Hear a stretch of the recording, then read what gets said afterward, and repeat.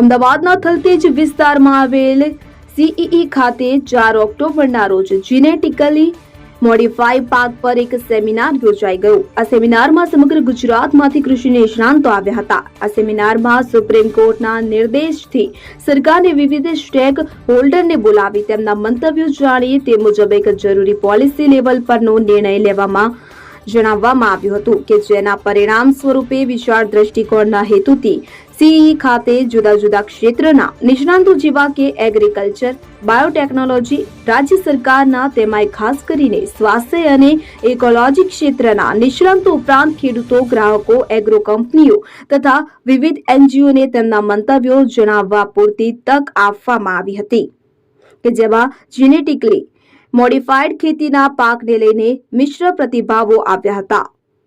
Bureau report, કલમ શક્તિ news, Ahmedabad.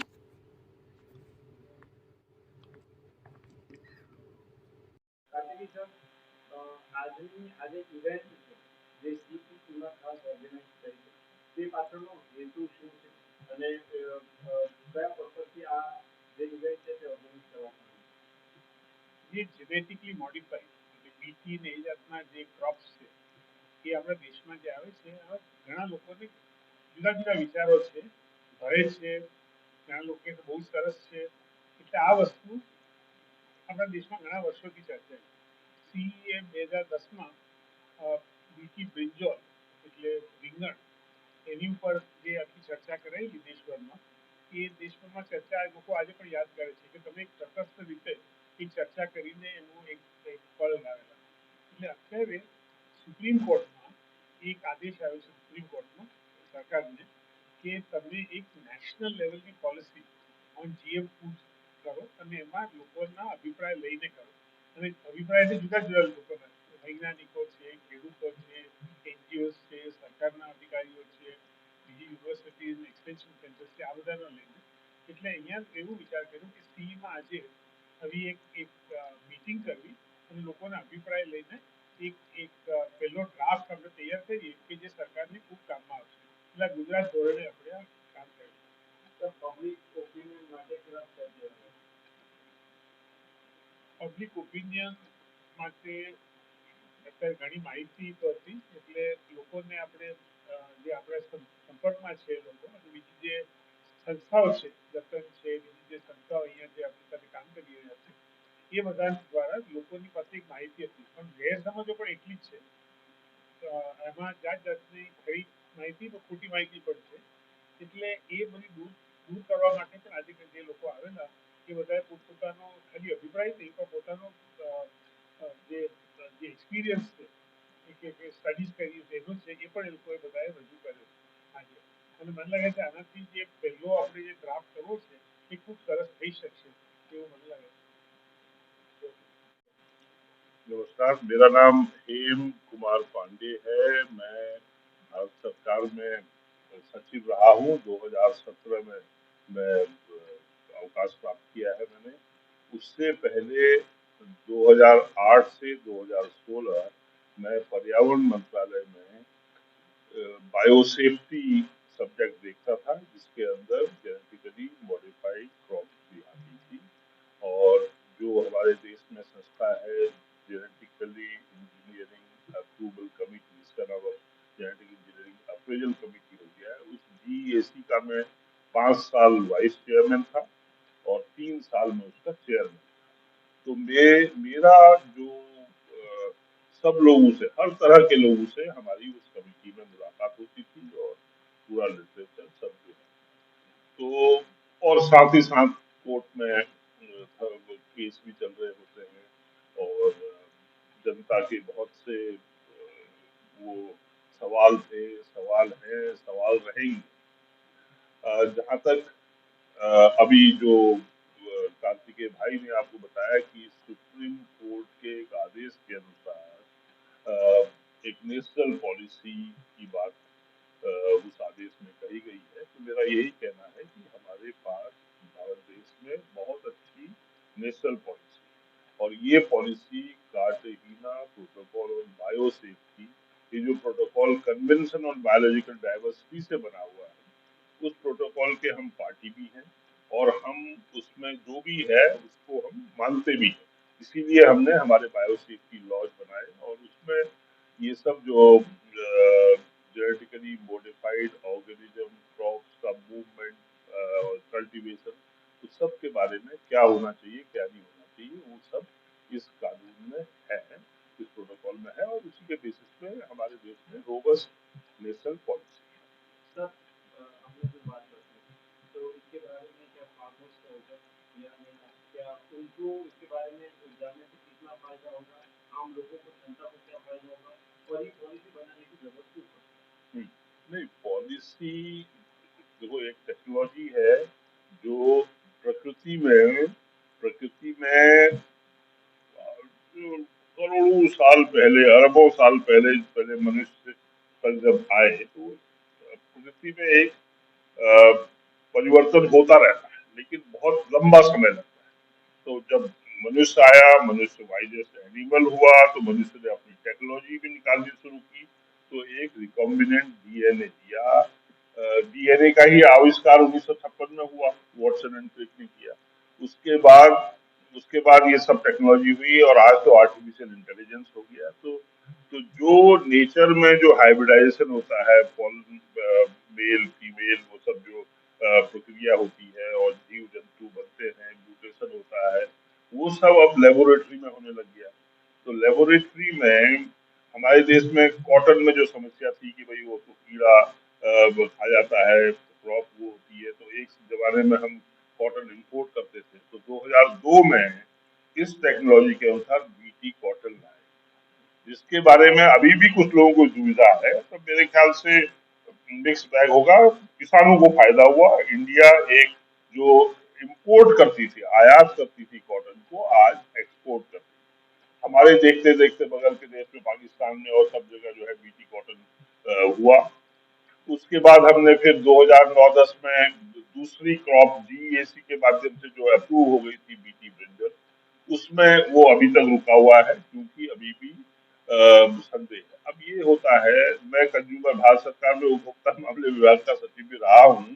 Consumer के 6 right होते हैं।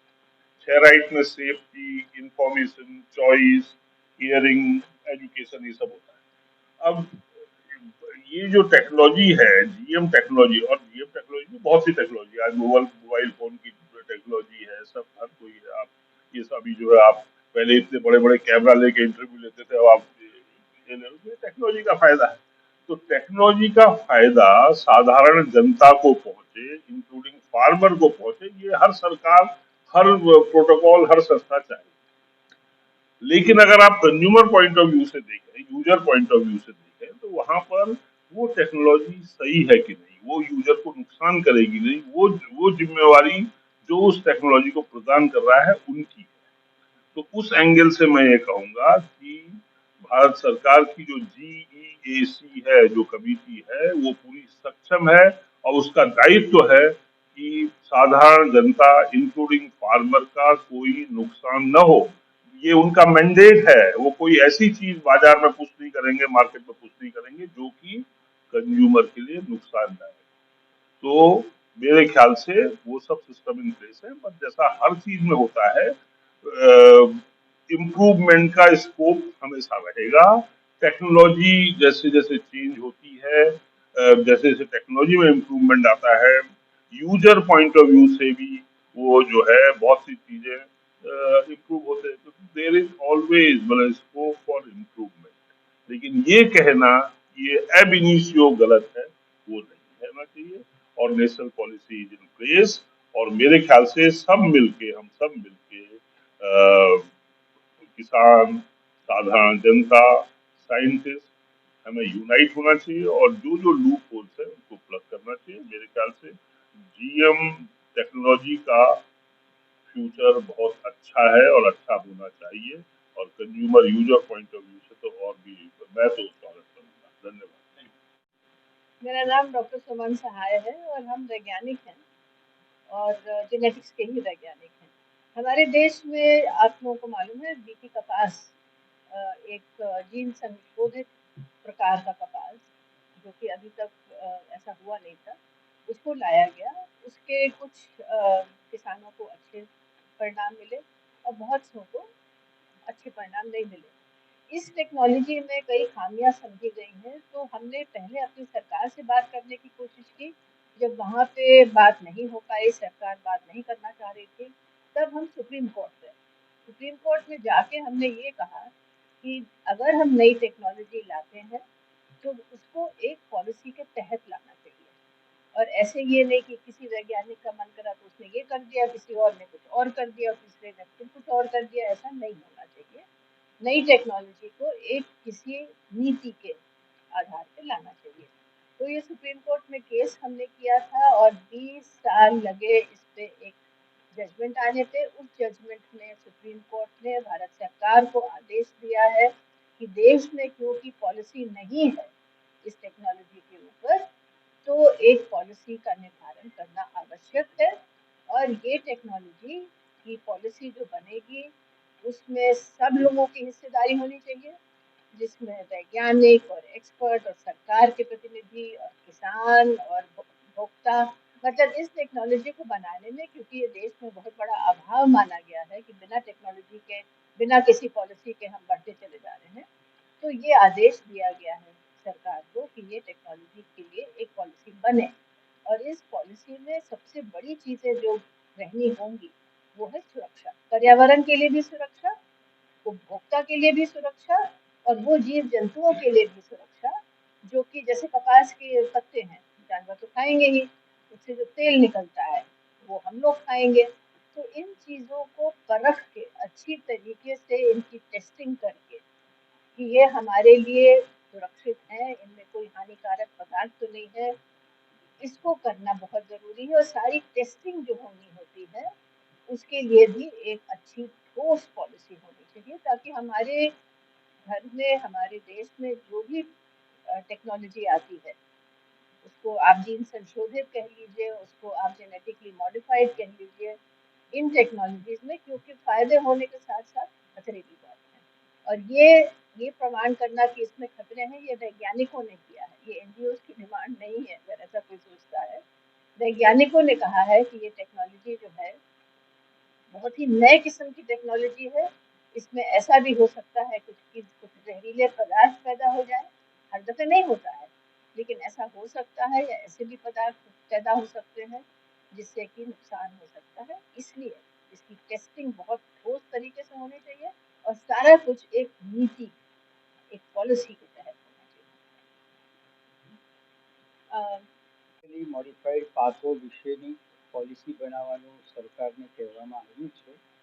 ઘણા બધા મુદ્દાઓનો સમાવેશ કરાય, પણ બહુ મહત્વનું એ છે કે આરોગ્ય અને ખેતી એ રાજ્યનો વિષય છે. સુપ્રીમ કોર્ટે ખાસ કહ્યું છે કે રાજ્ય સરકારોને પૂછીને કરવામાં આવે. ખેડૂતના પ્રતિનિધિઓ, બાયોટેકનોલોજીસ્ટ, કૃષિ વૈજ્ઞાનિકો, આમ જનતા, એટલે એક સારો જનપરામર્શ થાય એ બહુ જરૂરી છે. એમાં રાજ્ય સરકારો પોતાની ભૂમિકા ભજવે. આજે કેરળ અને અમુક રાજ્યોએ ચોખ્ખું ના પાડ્યું છે કે અમને અમારા રાજ્યમાં જીવન પાક જોઈતો નથી. ગુજરાતમાં મારી પર પત્ર છે 2014માં અને 2019માં 2 વખત લખવામાં આવ્યું છે કે ગુજરાતમાં જીએમ ખાદ્ય પાકોના અખતરાપણ કરવામાં આવશે નહીં. એટલે આ બાબતની જાગૃતિ આવે, રાજ્ય સરકારો પોતાની ભૂમિકા ભજવે, રાજ્ય સરકારો પોતાના રાજ્યના લોકો, ખેડૂત સંગઠનો, ગ્રાહકો, સંસ્થાઓ, પ્રાકૃતિક ખેતીમાં કામ કરનારાઓ, કારણ કે પ્રાકૃતિક ખેતીમાં દુનિયામાં ક્યાંય જેનેટિકલી મોડિફાઈડ ટેકનોલોજીને માન્યતા નથી. એ કોન્ટામિનેશન થઈ જાય તો એ સર્ટિફાઈડ ઓર્ગેનિક કે પ્રાકૃતિક ખોરાક ડિસર્ટિફાઈડ થઈ જાય. એવું જ આજે દુનિયાભરમાં બન્યું છે. આ બધા હિતોને જોઈ અને રાજ્ય સરકાર પોતાની ભૂમિકા ભજવે એ માટે લોકજાગૃતિના કામો કરવાની જરૂર છે. આજે એક પહેલો પ્રયત્ન આ સંસ્થાએ ઊભો કર્યો છે, જેમાં બધા લોકોને સાંભળી કોઈ એક પક્ષ લેવો એવું નથી, સરકારને મદદ કરવાની આખી નીતિ છે. કે કેમ કહીને સારી પોલિસી બને, જેથી સરકાર સારી પોલિસી દેશના લોકોના હિતમાં અમલમાં લાવી શકે. ધન્યવાદ. પ્રોગ્રામ ડાયરેક્ટર છું પરિવહન શિક્ષણ કેન્દ્રમાં. પરિવહન શિક્ષણ કેન્દ્રમાં અલગ અલગ ગ્રુપ છે, મેં એક રૂરલ પ્રોગ્રામ ગ્રુપ છે, એમાં હું સંભાળું છું. આ જે કાર્યક્રમ છે એ જે વિવાદ ચાલી રહ્યો છે કે જીએમ ક્રોપ હોવો જોઈએ કે નહીં હોવો જોઈએ, એના અનુસંધાને ગુજરાતમાં ભાવનગરમાં, રાજકોટમાં, કચ્છમાં પબ્લિક મિટિંગ થઈ રહી છે જાગૃતિ માટે. આ એક જે કન્સલ્ટેશન છે પોલિસી શું હોવી જોઈએ અને સરકારની પોલિસીમાં આપણે શું સહાય કરી શકીએ, શું મદદ કરી શકીએ અને પબ્લિક ઓપિનિયન શું છે એના માટેનું કન્સલ્ટેશન આજે હતું.